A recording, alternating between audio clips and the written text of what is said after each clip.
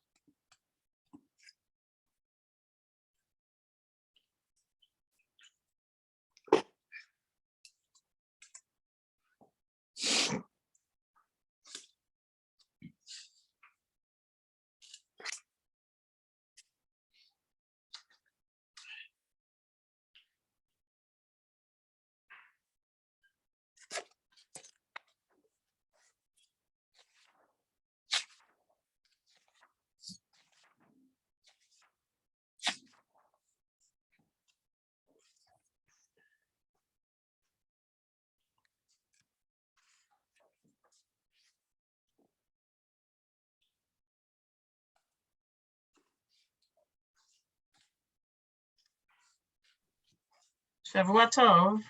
Shavua Tov. How are you? Very good, thank you. Nice weekend here in Maryland. Maryland. Visiting the young'uns. Yeah, is the weather better than by us?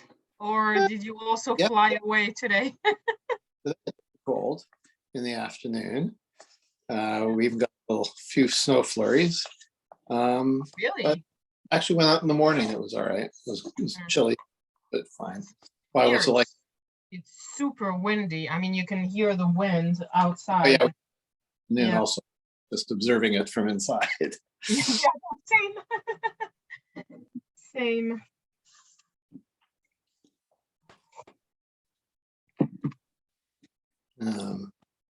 Let's see. So we're a little more than a week away from finishing Chagigah.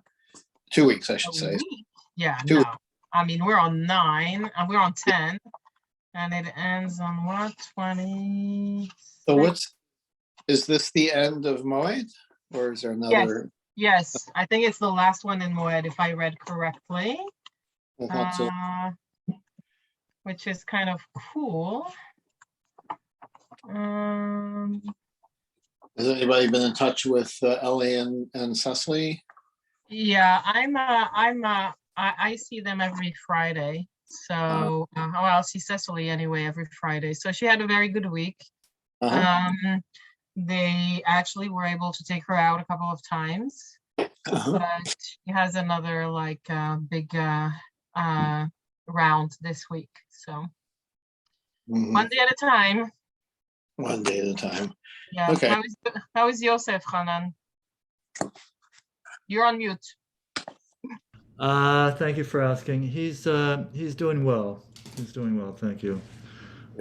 Just finished round 3. He's going to get a CAT scan in like a week, find out what's the progress. But he's feeling better, frankly.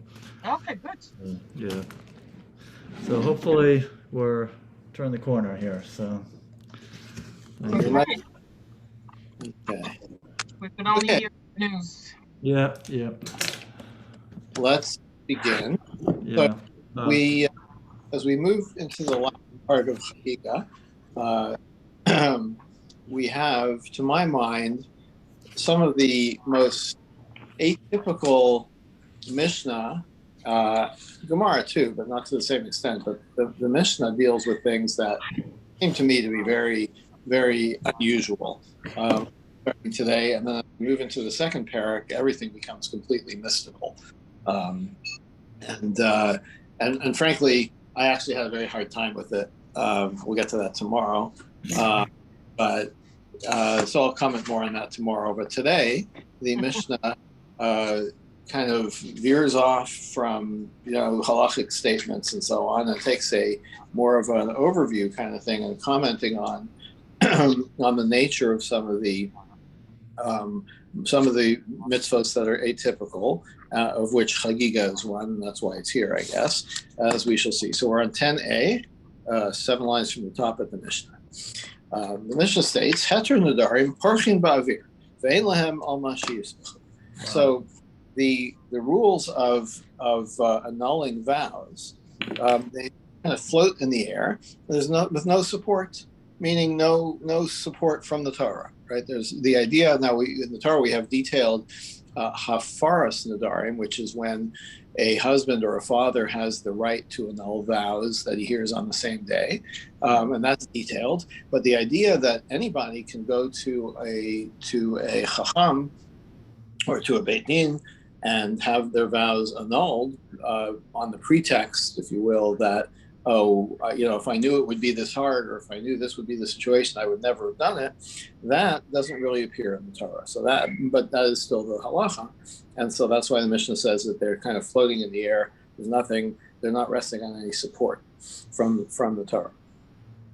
From the Torah Shebichsav, anyway. Hilchos Shabbos. What about the rules of Shabbos and Chagigos and the Chagigah offering of the Hami'ilos and Me'ilah, which is misappropriating hekdesh, of consecrated stuff. So these are all things that are mentioned in the Torah, right? Certainly Shabbos is mentioned in the Torah, but all the details of the 39 malachos, we don't have any of that. That's all detailed by the rabbis, detailed in the tradition, in the Mishnah and the Torah. Similarly, the Chagigah, we've been talking about Chagigah all this time, but you never find in the Torah bring a korban Chagigah when you come on the pilgrimage, right? Or when you come for the festivals, right? It's very, it's as we'll see what these, I think we've seen already the source, but we'll see it again. And similarly, Me'ilah, so the Gemara will question, like Me'ilah is very clear in the Torah, but there's some details which are not so clear. So Harehem Kararim Hatzlim Basar, they're like mountains suspended by a hair. So they have very weak support. The words from the Torah. There's only very small scriptural reference, but many details. The Gemara will go through all these. Hadinin, monetary laws, avodos, and the sacrifices, all the rules about the service in the temple. Taros, fatumos, things that are rules having to do with what's tahor and what's tamei, varayos, and sexual regulations. These have ample support in the Torah. The hein gufei Torah, and those are the fundamentals of the Torah. That's the main body of Torah. The Gemara will question that also, like what? Does it mean that those other things which have less support are not so much part of the Torah, and it rejects that and rereads this Mishnah? See that when we get to the Gemara. The Chagigah the same as the Re'iyah? I haven't. Those are two separate things, two separate korbanot. Okay. Re'iyah is like part of it is like that you have to actually be olela regel to Jerusalem 3 times a year for each of the chags, Sukkot, Shavuot, Pesach, and Shavuot. Yes. And you will offer a korban at that time. And then Chagigah is an additional korban that you offer also at during the Shalosh Regalim. Right, and I've been referring to them as the pilgrimage sacrifice, which is the one for the Re'iyah, and that is an olah, burnt offering, and the other one I've been referring to as the festival offering, which is to celebrate the festival with, and that's a shlamim because you eat part of it as part of your festival celebration. Okay, Tanya, we have an abrayso. Elazar Omer, Yesh lahen al ma yismochu. These laws that we refer to in the Mishnah, that specifically I think he's talking about the vows, they do have support in the Torah. Shenamar, what's the verse? Ki yafli shtei pamim. Talking about different kinds of vows, it says ki, and then it's actually talking about I think the vow to give your value or somebody's value to the temple. So it uses the word ki yafli, who sets apart, or not sets apart, who states clearly this vow. And it says it twice. Achas hafla l'isur, achas hafla l'heter. One. So what does it mean? One to say that when you clearly state a vow, you're forbidden to, you have to not, a vow to not eat or whatever, or to not do something. And then the other one is to make it clear that you can again do it. That is a reference to the hatarat nedarim, to annulling the vow. Rabbi Shua says, Yesh lahem al ma yispachu. They do have support from somewhere else. Shenamar, asher nishbati ba'api. God says, and this is in the Friday night Kabbalah Shabbat, in the Psalms, asher nishbati ba'api im yiva'una melchati. I've sworn. God says, I've sworn in my anger that they will not come to my resting place. So ba'api nishbati v'chazarti bi. We did come to the resting place. So God says, yeah, I made a vow when I was angry. I went and I had Hataras Nidar, right? I got released from my vow. So that's but he didn't get a head there. He got a. Well, maybe he went to the heavenly court or something. Right. Somehow, but the idea that vows are not can never be annulled is gainsayed by this idea that God has swore something in anger and yet he did it anyway. Rabbi Yitzchak Omer. Yitzchak says, "Yesh lahem mashu yismochu." I have a different source. Shenamar kol nediv libo. Anyone, this is having to do with donations to the Mishkan, to the building of the Mishkan. Anyone who had a generous heart brought offerings for materials for building the Mishkan. So the idea is that when they brought it, they were still willing, right? Like the canvasser called them up and said, "Hey, can you donate some curtains for some furs for the temple, for the Mishkan?" And you say yes. And then when it comes time to pay up, you're still feeling generous, right? But it implies that you might not be feeling generous anymore, right? So only those who still felt generous. I mean, this is I wouldn't say misreading, but this is a forced reading of the verse. But the idea is that by saying that only those who still felt generous when it came time to pay up, that implies that there were some people who said, "You know what, I'm not feeling so generous anymore," and they didn't have to pay up. The idea is that there was a way to be released from your vow. Chananya ben Achi Rabbi Yeshua Chananya said, "Yesh lehem al ma yismochu." There's another support. Shenamar nishbati v'chayema lishbor b'shpetei tzikacha. States in Psalms again, I've sworn and I will keep it to keep your laws, right? So by saying that I've sworn and I've kept it, right, it implies that you could swear and not have to keep it. Same idea. Said, if I had been there, I would have said, mine, I have a better one than all of you. I have a better proof than all of you. Shenamar, lo yachel dvaro. In the parsha of the verses of vows, it says the person who makes a vow, lo yachel dvaro, he shouldn't profane his word, his vow. Who ain't alochel? So he cannot get himself off the hook, but others can annul his vow for him. Now, as I said, the procedure is you go to a chacham or to three regular people, and they have the power to annul your vow. Okay. Obviously, that's ridiculous. Obviously, you can't annul your own vow, or else the vow would be meaningless. Exactly. Yeah. So these are all. That's a terrible proof. Okay. No comment. I mean, otherwise it wouldn't be a vow. You can actually argue with all of these proofs, except for the one said in the name of Shmuel, which which he felt you can't argue with that. And which one was that? Did you get to that one yet? Which one was Shmuel? Yeah, that was the last one, right? Yeah, I'm Rav Yehuda Shmuel. Yeah, right. So okay. So let's see how he knocks down the other ones.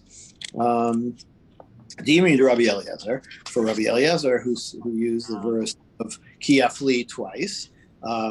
Dilma Kid Rabbi Yehuda Shamar Mishumari Tarfa. Maybe there's another possible interpretation why it says Kiafli twice, the type of a brisa. Person says that he's a Nazir based on, let's say there's a guy walking by, and you and me, we look at that guy and say, you know what?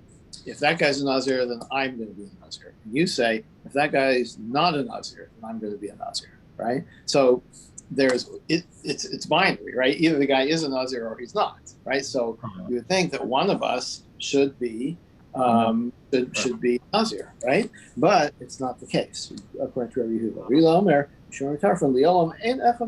Neither is a Nazir. Why?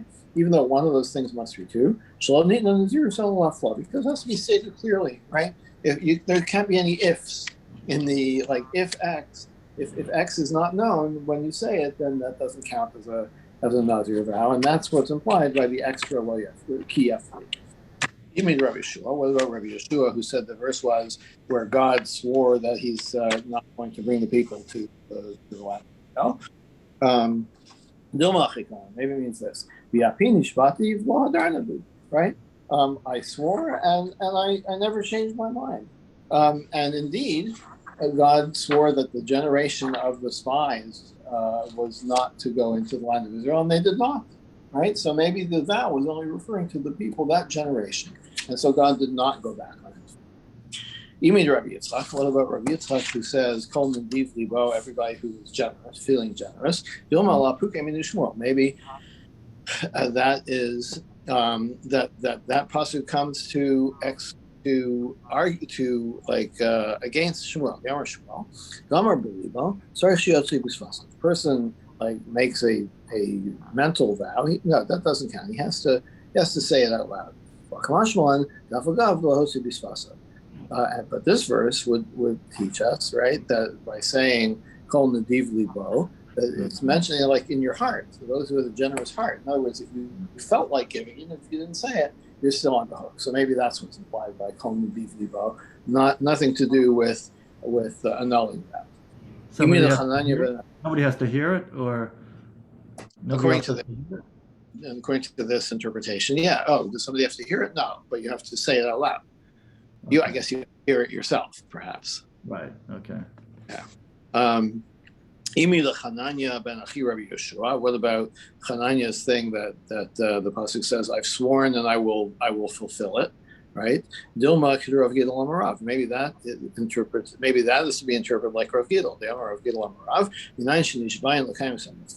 How do you know that you can make a valid oath to keep a mitzvah, even though you're already obligated to do the mitzvah? But can you add on an obligation of an oath? Shenamar mishbati v'achayema lishmor mishpatei tzidkecha. That making an oath about mishpatei tzidkecha, about your laws, about God's laws, you then have another obligation v'achayema to do it. Ella the Shmuel like Rava says Shmuel's source, which Hanan didn't like either, and I can't say I would argue. Lo yachel dvaro. That one's great. Amar Rav Vitema Rav Nachman bar Yitzchak. That's what people say.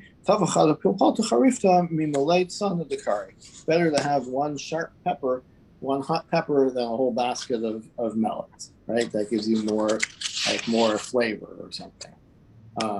Maybe not as much nutritional value, right? But the idea is when you're making an argument, do you just make every possible argument, or you just focus on the one that you think is your strongest? That's the idea. Yeah. Okay. Right. Okay. But again, could you argue with that? Hanan would say yes. Well, no, I understand, but they're assuming that that's your best argument. Moshe today, when he's arguing with God, he puts out 3 arguments, right? Right. So, but lawyers, when they go to court, they how many, they have several arguments. You want to lead with your best, but how many do you throw in there? Yeah. Because the more you make, it kind of dilutes it. Hilchos Shabbos. The laws of Shabbos, and the Mishnah said, are like mountains held up by a hair. Even, but what Shabbos does it say in the Torah to keep Shabbos? It's written many times. This is in accordance with Rabbi Abba. What about somebody who digs a trench on Shabbos, but he's not digging the trench like plowing is the malacha, but this guy doesn't care about the trench; he just needs the dirt, right? So that's the malacha shein tzricha gufa. Patur, you're exempt from that. Okay, so that detail of Shabbos is not that you can't find so well in the Torah. You have to work really hard.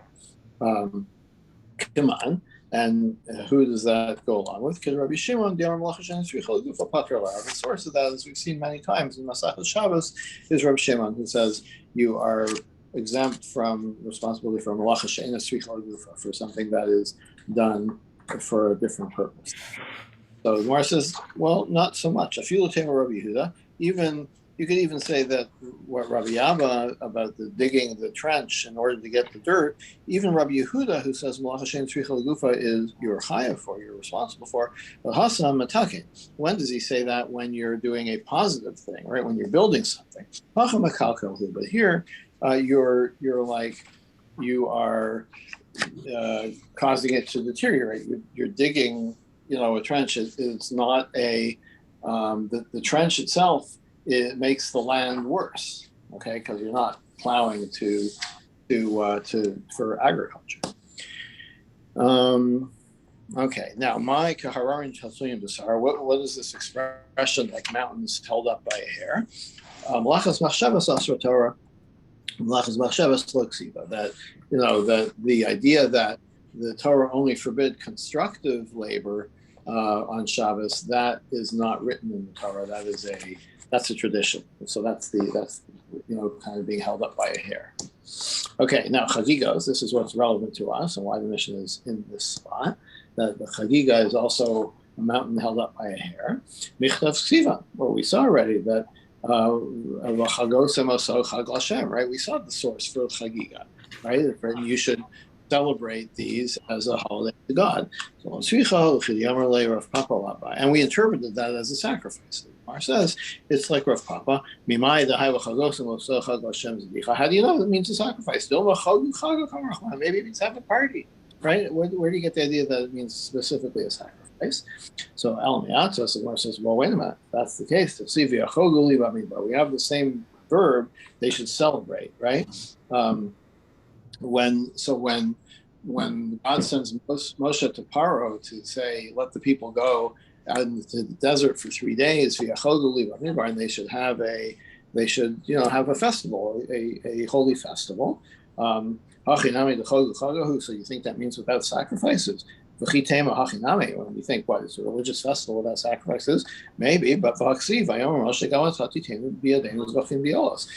Paro refuses, Moshe says, you know what? You're going to end up giving us the animals for the sacrifices, for the slaughter, right? So clearly, the intent of the Chagosem, of the festival that they were going to do in the desert, was having to do with slaughtering animals. So doesn't that mean for sacrifices? Or so not necessarily. Maybe the Torah means this. Maybe it means like, yeah, you're going to slaughter animals because you want to have a nice barbecue, right? And not necessarily that it's a sacrifice. So the idea that this proves that the Chagosem, the verb chag for chag, means a sacrifice is not the case. There's no proof for that. Well, isn't there? And that's why we say Ein simcha bli basar or something like that, or bli basar yain. Yeah, true, but that was have to do with sacrifices. Huh?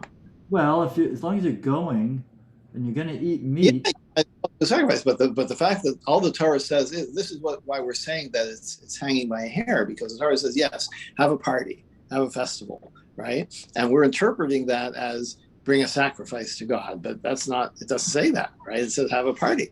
Yeah, but if it says have a party, it's like saying have a party, but we're not going to have alcohol or something. I mean, that's kind of assumed, right? I mean, we're going to have meat, but you could have meat without a sacrifice. You can, but as long as you're there, the Beit HaMikdash is there. All right, so I argue with you, because in the end, we do say that yes, Chagosem means bring a sacrifice, but we're saying that the evidence is weak. Right. No, I understand, but yeah. Yeah. Okay. And also Kodatach, actually, the Gemara is agreeing with Hanan. It's like, obviously, it means a sacrifice. Deceive. When we use when the Torah says, don't leave the sacrifice over until the morning, there's time limits on how long you can eat a sacrifice for. It uses the word Chagi, my Chagigah, my Chag. So Chag clearly means a sacrifice. But if you think that it's just a party, Tarba lachaga islay. So first of all, no, there's no fat. You don't go around eating the fat, right? It says don't leave the fat of my chag for the morning. Okay, well, if we're just talking about a barbecue, then nobody's eating the fat the next day. The fat is not the part that you eat the meat, right? So clearly it's talking about the sacrifice in which the fats are an integral part. And then not burning it that day or within the time limit is a problem. So in that case, so then Chag does mean a sacrifice. So Gemara says, Almiata, maybe not. Maybe that it's only fat that's brought during the festival. That, in other words, maybe there isn't a separate Chagigah. Maybe it's just talking about any sacrifices that you happen to bring or that you happen to bring on the holiday, on the festival. That's what you can't leave over. Not that it's necessarily telling you have to bring a sacrifice and don't leave it over. It's saying that if you brought a sacrifice, leave it over. Right? I thought you're not allowed to eat the chaylev. I thought you can't eat the chaylev ever. Yeah, but the mizbeach, the altar eats, as it were, eats the chaylev. So you can't wait overnight to offer the chaylev on the altar. Oh, okay. All right. Okay. So you want to say that, but any other time, like if it's a non-festival sacrifice, then you can. So would you say that you can leave it over? No. Kol halayla ad haboker ksiv. It's written, this is the law of the Olah. It has to be burnt that night, right? So clearly, sacrifices have to be burned on the fat has to be burned on the same day. So therefore, we're left with, at this point, that Chag, that when it says, Le'alin chelev Chagigah boker, it means a Chagigah sacrifice. So Gemara says, well, Dilma, maybe, Imeahu avamina ahu la'aseh. Maybe that it's just adding on to the positive commandment of burn it on the same day. It's adding on another commandment, another commandment, and don't leave it over. Right? We have that often, right, where the Torah gives you a rule in both the positive and the negative phrasing, and so we say that there's a aseh and a lo taseh, a positive and negative commandment applies to that. So again, Chag doesn't necessarily have to mean a Chagigah offering; it could mean just whatever you happen to bring on the festival. So the Gemara says, "Lulav kasov karachmina." We already have another verse for lo taseh that you can't leave over the chaylev to the next day. So specifically, don't leave over. Another verse that says don't leave over the meat from the first night for the next day. Like Gemara says, don't say, okay, so maybe the Torah wants to give you a positive and two negative commandments about it. So Al-Asya, so we're still finding this rather shaky. So Al-Asya midbar. So how do we know that Chag means bring a sacrifice? Completely different source. And the source is Ksiv Hacha v'achoguli b'midbar. The back to Moshe and Paro. They let them bring a Chag to me in the desert. And how do I know that means sacrifice? Ksiv Hasam. We have a verse in the Navi in Amos. Did you bring the offerings in the desert? So Malahal and Zvachim Avkan Zvachim.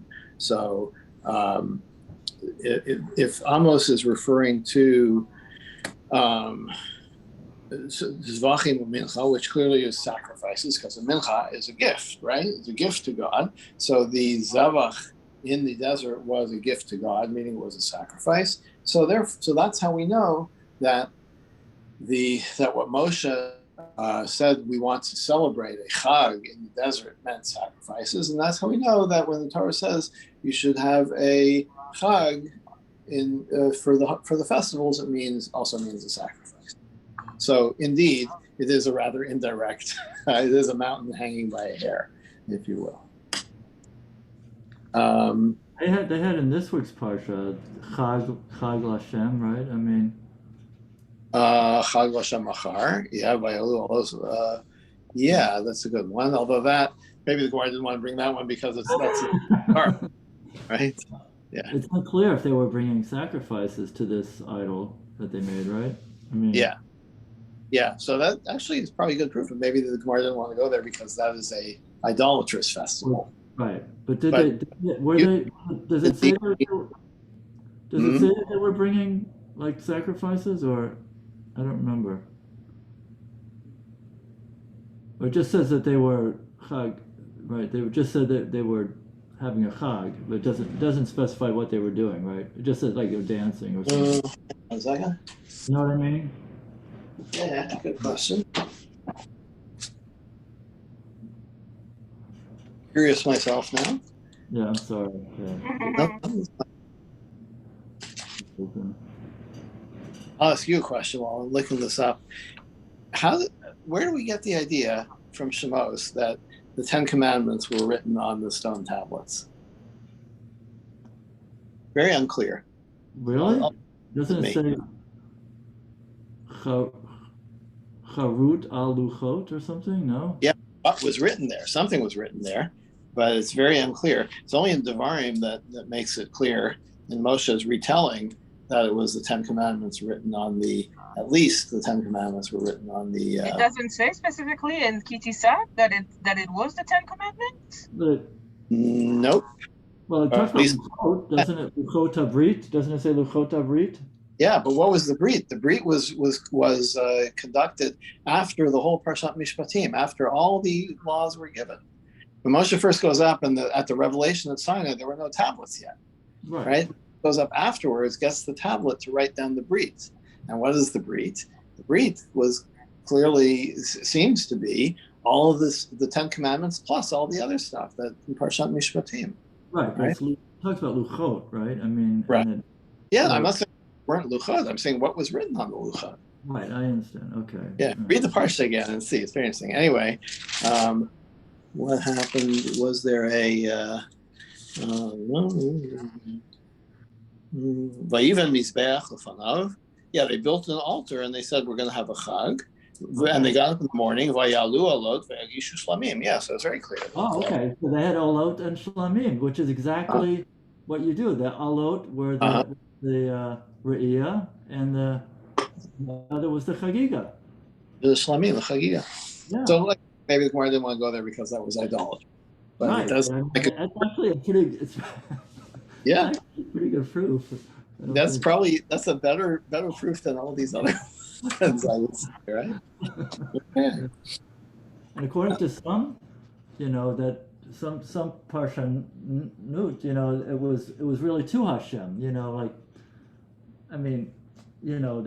really was guided, but the idea was it was supposed to be, yeah. Okay. Anyway, so now the Gemara comments, well, okay, so if you have a good proof that the Achogulu means sacrifices, and so Chagigah would be a sacrifice, my Kararin Shlim, why are you saying it's hanging by a hair? That's pretty clear. My answer is Divrei Torah and Divrei Kabbalah, because the proof is from Amos, right? So it's not in the Torah, right? So saying that that the proof is from the prophets is you could say that is a weak proof. Okay, Me'ilos. What about the laws of misappropriating consecrated property? Michtav Ksiva. Well, we have that in the Torah, right? Says, but there is details that are not so clear.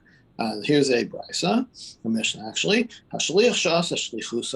What happens if I have consecrated animal or money or whatever, and I give it to you and I say, go buy me a suit, right? With this, go barter this for a suit or for something personal. So that's me'ilah, right? So if you go and do that then Balabais Mar, then I am the one who's guilty. But Lo Asa Shlichuso Shaliach Mar. But if you did it wrong, if I said buy me a suit and instead you bought me a TV, right? Then you're responsible, right? Then you are the one who is on the hook for this meila. So v'chiyasa shlichuso amaymal. Now wait a minute. If you went and bought the clothes, so the suit, like so what? Like it's like I sent you. We usually have a principle, ein shliachut v'aravera, right? That I'm responsible, right? So why are you responsible? Like I'm the one that's sinning. Like I took my consecrated material and gave it to you to go spend. So you, like, how are you responsible? That's what the Mishnah means by saying that, there isn't really good support for this, but it's the rule anyway. Rava says, my kusha. Why is this a problem? Dilma shani mila, maybe meila. Misappropriation of consecrated property is different.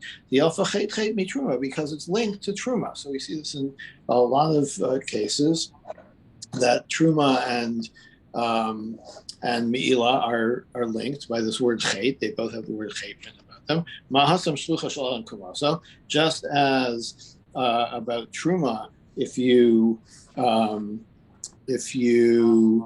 misappropriate truma. So that there we consider that the shaliach is responsible. So the same thing then applies to meila. So there is proper support for that. What this is the lack of support is referring to the following case. Nizkar balabayis lo nizkar shaliach. What if I send you with my consecrated money to the store to buy me a suit, and then after I sent you, I'm like, oh my God, I forgot that was consecrated money, right? But it's too late to stop you, and you go ahead and you buy it. Shaliach ma, then I'm off the hook because okay, so that's a pretty strange rule. Shaliach anya ma'ikav. What's the poor shaliach? Like, what's he supposed to? How's he supposed to know? That is if you will, maybe an unfair rule, but it's a rule that is certainly not laid out in the written Torah. Ravashi my kusha. Ravashi says, why is that a problem? This is like any other case of a person who accidentally or inadvertently takes consecrated money and uses it for non-consecrated purposes. So that is in one second. Yeah, so there it's like it's not so strange to say like the shaliach is the same as somebody who does this accidentally. The shaliach didn't know it's consecrated, right? It's the same as doing something inadvertently. And that is definitely considered meila, as written in the Torah. Rashi says, let's talk about the following case. If I took something from the temple treasury, right, a stone or a beam, something for building, that is not considered meila just by taking it out, okay? But but if I give it to somebody else, then then I'm responsible, but the guy who received it is not guilty of anything. Okay? So let's see. Mishkal shakla. I took it out of the treasury. Mali hu mali chavero. What's the difference if I gave it to you or I didn't give it to you? Like the action seems to have been removing it from the treasury. That is the detail that is unclear where it comes from. My kusha, why is that a question? We're